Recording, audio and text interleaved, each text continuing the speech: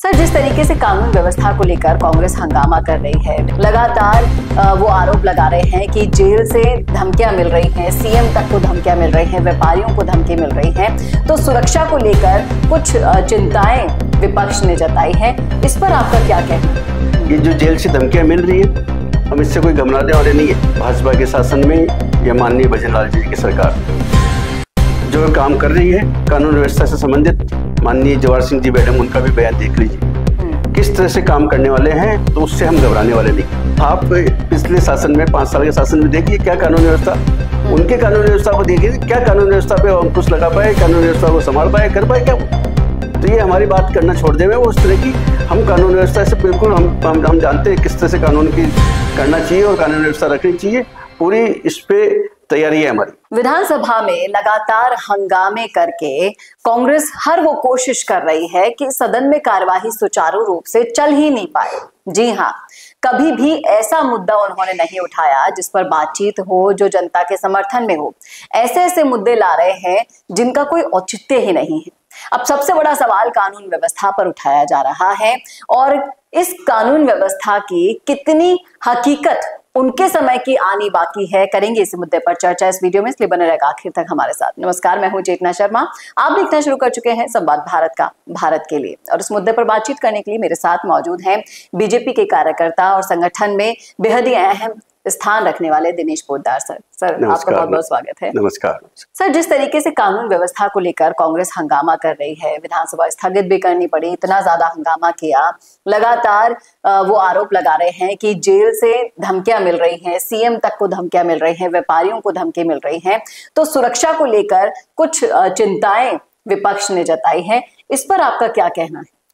चेतना जी, देखिए, जहां तक बात सुरक्षा की है, कानून व्यवस्था की है, तो भाजपा के शासन में या माननीय भजनलाल जी की सरकार जो काम कर रही है कानून व्यवस्था से संबंधित, माननीय जवाहर सिंह जी मैडम, उनका भी बयान देख लीजिए किस तरह से काम करने वाले हैं, तो उससे हम घबराने वाले नहीं है। ये जो जेल से धमकियां मिल रही है ना, हम इससे कोई घबराने वाले नहीं है।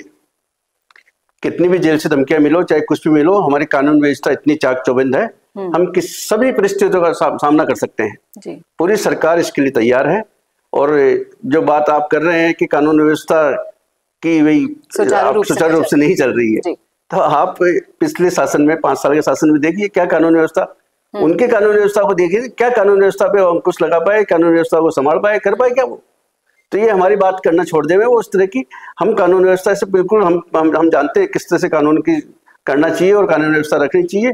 पूरी इस पे तैयारी है हमारी। जी, कहीं ना कहीं कानून पर जब बात चल ही पड़ी है, तो सर मैं जानना चाहूंगी कि अगर जैसा कि आपने कहा कि पिछले कार्यकाल को देख लीजिए, ना महिलाएं सुरक्षित थी, अपराध चरम पर था, और उस वक्त में तो गहलोत जी के कार्यकाल में तो पुलिस तक को भी नहीं छोड़ा जाता था, उनकी भी पिटाइयां हो जाया करती थी, आए दिन ऐसी खबरें आती थी। तो उससे अगर आप कंपैरिजन करें भजनलाल सरकार के सुशासन का, तो क्या कहना चाहेंगे आप?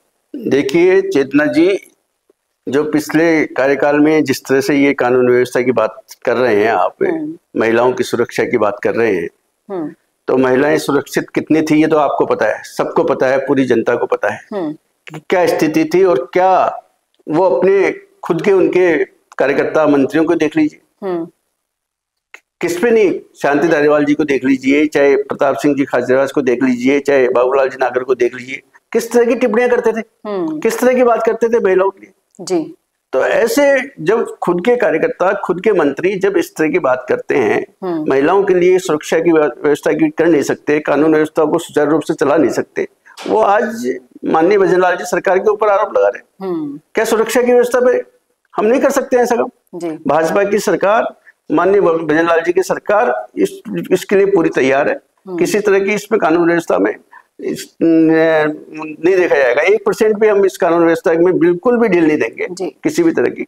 ये तो हुई कानून व्यवस्था की बात करते हैं सर पेपर लीक की। अब जिस तरीके से पेपर लीक के मुद्दे पर सरकार ने जो वादा किया था चुनावों से पहले, उस पर बहुत हद तक खरी उतर रही है सरकार लगातार, लेकिन फिर भी इन्हें आरोपों के घेरे में रखा जा रहा है। इस पर आप क्या कहना चाहेंगे? चेतना जी, देखिए, पेपर लीक की बात जो कर रहे हैं वो कौन कर रहे हैं? जिनके शासन में पेपर लीक हुए। आप 1.25 साल के पीरियड में हमारे यहाँ एग्जाम नहीं हुआ क्या? राजस्थान में क्या प्रदेश में एग्जाम नहीं हुई? रीट के भी एग्जाम हुए ना? क्या हुआ पेपर लीक वहाँ? जी नहीं। किसी तरह की गड़बड़ी हुई वहाँ? कोई शिकायत आई वहाँ? तो जो पेपर लीक पे अंकुश लगाया, SIT करी, उनके गिरफ्तारियां करी, पूरी इस पे कार्रवाई चल रही है। आप देखिए क्या स्थिति है। जो आज के पेरेंट्स जो बच्चों को एग्जाम दिलाते हैं, बेचारे कैसे जैसे उसको लोन लेके और लेके एग्जाम दिलाने के लिए भेजते हैं, और फिर उनका पेपर लीक हो जाए तो कितनी पीड़ा की बात है ना ये। जी। तो पीड़ा तो सहन कर ली ना 5 साल तक, वो पीड़ा तो सहन की है। आज उसका मौका है। आज माननीय भजनलाल जी की सरकार ने जो ये SIT लागू करके जो भर्तियों की बात कर रहे हैं, चाहे पेपर लीक की बात कर रहे हैं, किसी भी क्षेत्र में देख लीजिए आप, पेपर लीक से लेके SI भर्ती तक देख सकते हैं। SI भर्ती में भी उन्होंने कोई काम नहीं किया। जो अब गिरफ्तारियां हुई है, देखिए कितना काम हुआ इस पे। तो पेपर लीक की कोई नया मुद्दा है ही नहीं इनके पास। एक ही बात या तो किरोड़ी लाल मीणा जी का मुद्दा उठा लेते हैं या फिर उठा लेते हैं पेपर लीक का, जो कि इन्हीं के कार्यकाल की देन है सबसे बड़ी।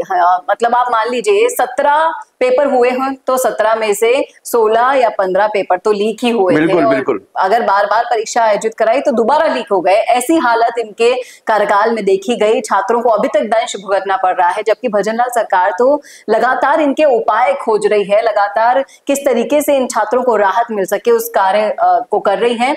मैं जानना चाहूंगी कि हाल ही में सचिन पायलट ने भी किरोड़ी लाल मीणा को लेकर एक बहुत बड़ा बयान दे दिया था, जिसकी चर्चा सब जगह हुई थी, सियासी गलियारों में भी।